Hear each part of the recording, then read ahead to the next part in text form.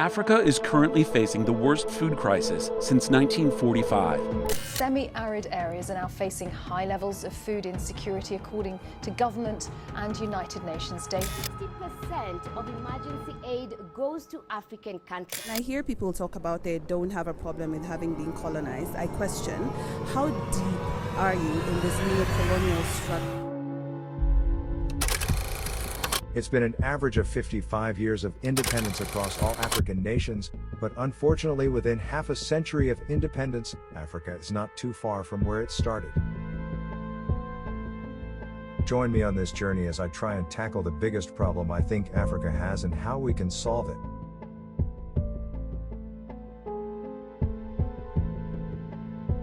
To find the problem, we must go centuries in the past to where it all began.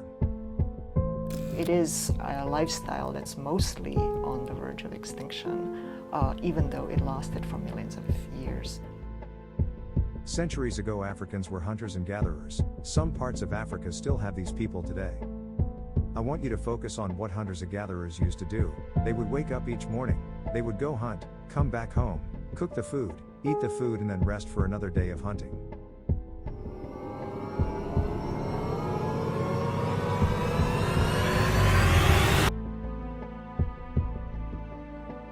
Then came slave trade as well as colonialism, another factor that added greatly to this mentality. The biggest problem that came as a result of slavery and colonialism was the inferiority complex.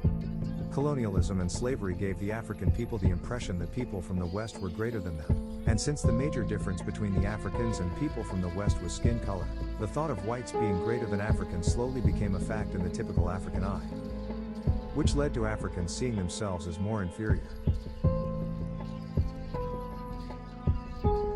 As you said, of course, corruption is an issue that Africa has been grappling with for many years. Nigeria has a reputation, as you understand very well, for very massive corruption.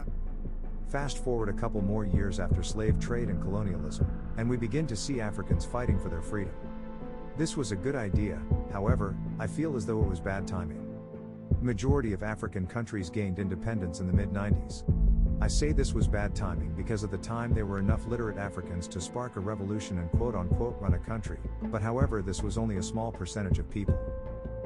Once the few literate people got into power, it was easier for them to be more corrupt as the majority non-literate people were easier to trick as they were more gullible. After that, future African leaders would fall into the trap of greed as the trend was already set by leaders before them. Our country is really rich, but people are not really taking benefit of it. This is the Democratic Republic of Congo. It could be Saudi Arabia, but some of the biggest thieves in the world are in charge here. And $24 trillion of wealth under the ground trickles into a very few pockets. The ones that benefit more of these minerals is the authorities, as well as those who are supporting them. So much oil, in fact, that at the rate this tiny country is growing, in 10 years it could be the richest in the world. The trouble is, most of the oil money is being pumped directly into the president's pocket. He's living like a king while his people starve. If I get information which mentions that so-and-so minister is doing this, he goes immediately. Former Zambian President Frederick Chiluba has appeared in court facing charges of corruption and embezzlement. In May, Chiluba was found guilty of stealing over $40 million of Zambian funds by a court in London. Now he's back on home soil, and despite his ill health, his trial is due to get underway later this week. Well, of course, Jacob Zuma's corruption case is back. Funds only make corruption worse and makes Africans feel like they have to rely on the West to survive. In the past 50 years, over $1 trillion in foreign aid has been sent to Africa.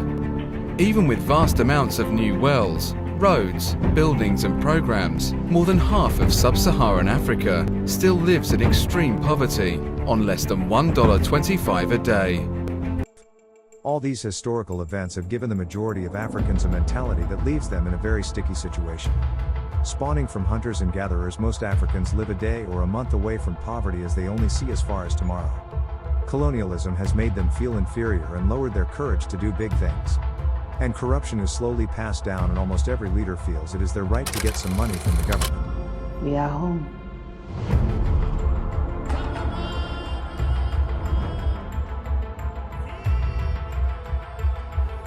Going forward, the determining factor of Africa's success will be the people's mindset. If we as Africans change the way we think, we would develop greatly.